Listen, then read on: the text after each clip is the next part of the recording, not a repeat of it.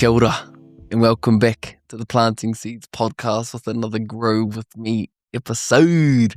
Thank you for being here. We are on a bit of a roll, and the podcast is pumping, and there's a lot of engagement, and I just want to mihi to everyone who is engaging with the Planting Seeds podcast, whether it is the episodes with guests or it is with the Grow With Me episodes. But what I'm noticing is that there is a lot of engagement because of the consistency, more particularly on Instagram, because that's where the majority of people lie and it's easier to engage.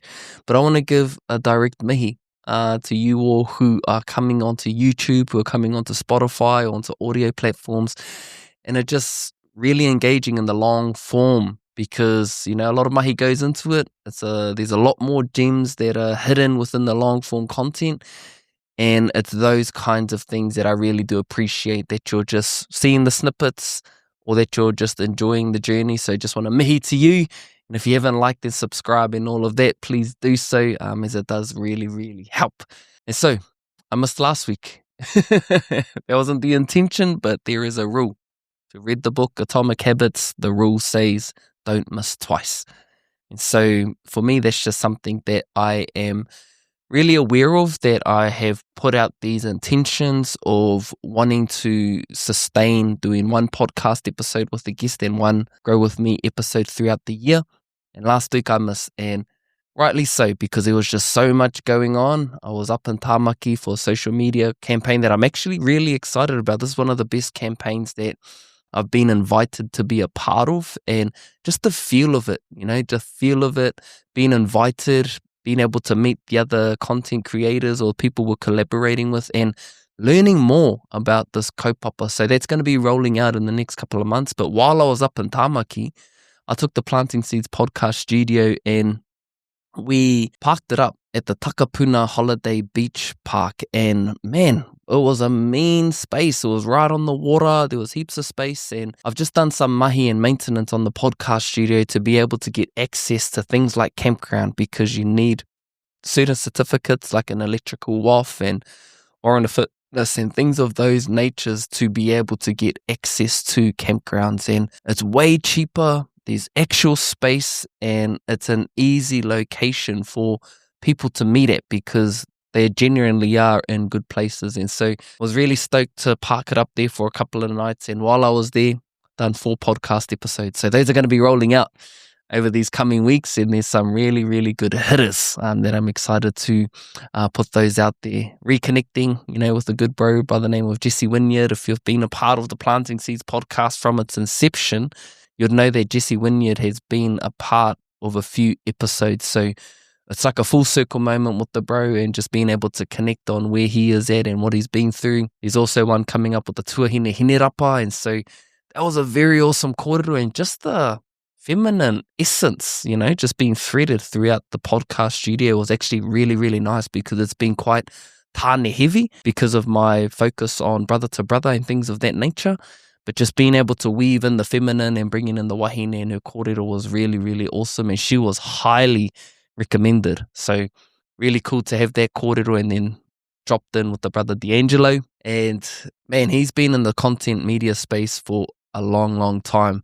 Tūturu Māori was his kōrero, but he's now just kind of had this real pivot in wholesome ways of approaching not only his life, but what he's putting out there. And just more recently, the kōrero with Whatanui Flavel, someone I look up to in media and storytelling, as well as just the quality in terms of mahi, as well as his aronga, which is what it is that he has his focus on, which is all contributing to te ao Māori and the betterment of our culture.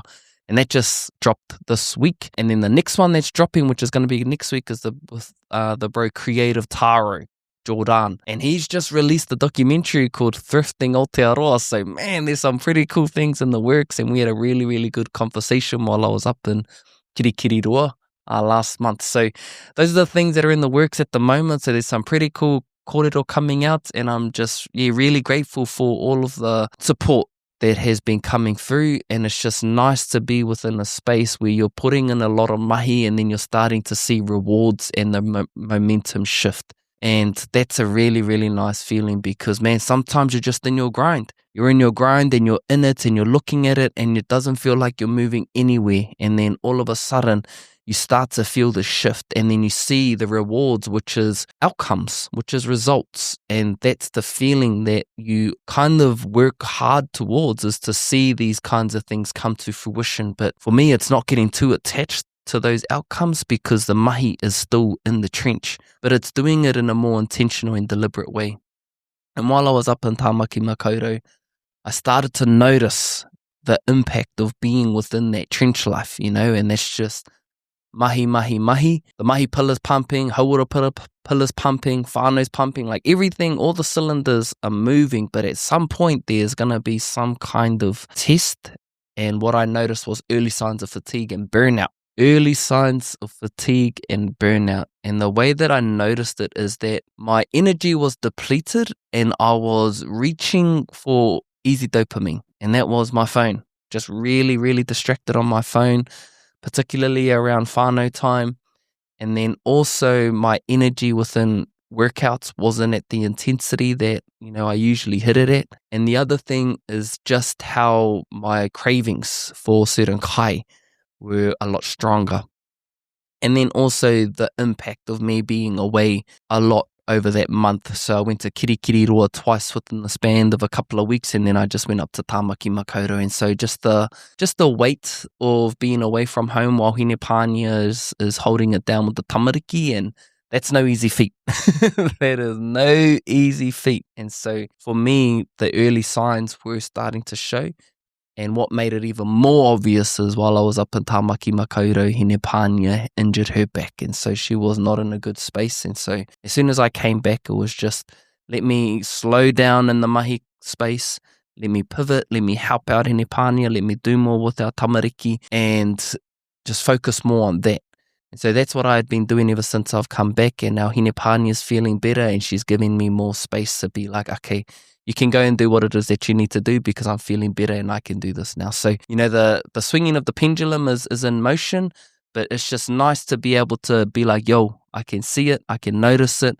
Can I pivot? Can I adjust accordingly so it doesn't reach that point, rather than being stubborn and being egotistical about it and just being like, nah, kia au ki te kaupapa. Like, nah, brother. Like, you don't need to, right? We don't need to be as at times when other things are requiring our attention, particularly if it's our own well-being or the well-being of our whānau, right? So being able to adjust accordingly, noticing those early signs and pivoting when needed for a moment. And then you recharge and then boom, we back on the waka. We are back on the waka. And so that is where things are at. There are things that are moving, brother to brothers, pumping. And this week, we just spoke about emotional strength. And I mentioned to the brothers, hey, wāhine, they are fluent with the emotions. They talk about things when they're angry, when they're sad, when they're annoyed, when they're happy. It just oozes out of them. So there's a fluency in being able to communicate what it is that they're feeling in the moment, right? They're fluent. They're great at it. Whereas Tāne were not so great. And I went as far to say, like, we're amateurs. And it's not in a bad way or whakahihi way. It's more in a, we haven't had the example, really, of being able to express our emotions.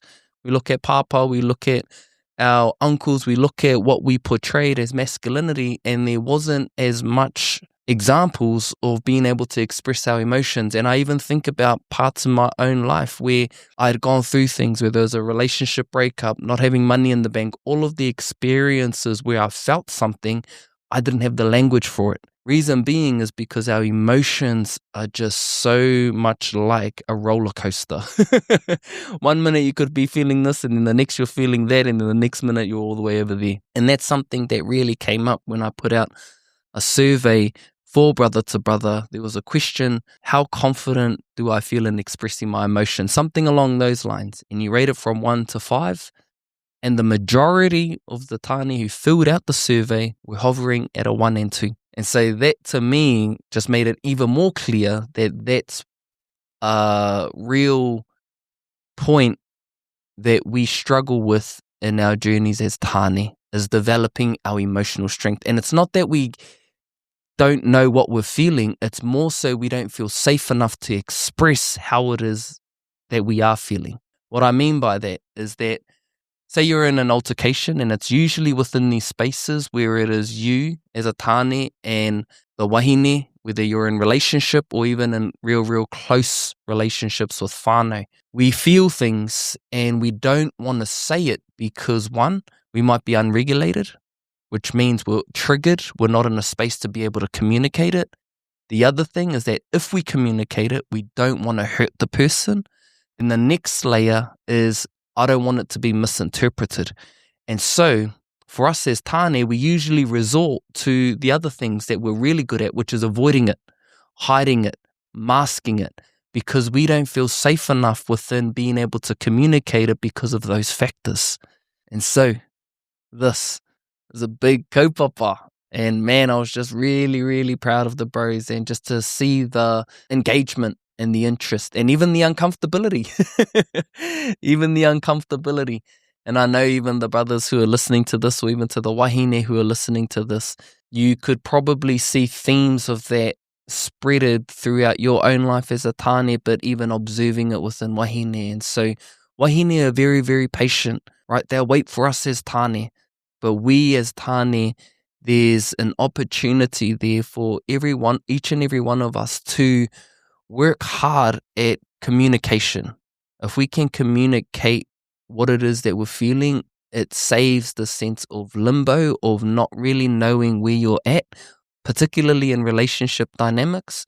So once we find the passage and the bridge to be able to communicate, then that creates a level of openness, trust, honesty, but also connection, which is the thing. If we can really look at that as Tāne, a wāhine wants mostly safety and connection. So if we resort as Tāne, our default when we're going through something is to actually separate.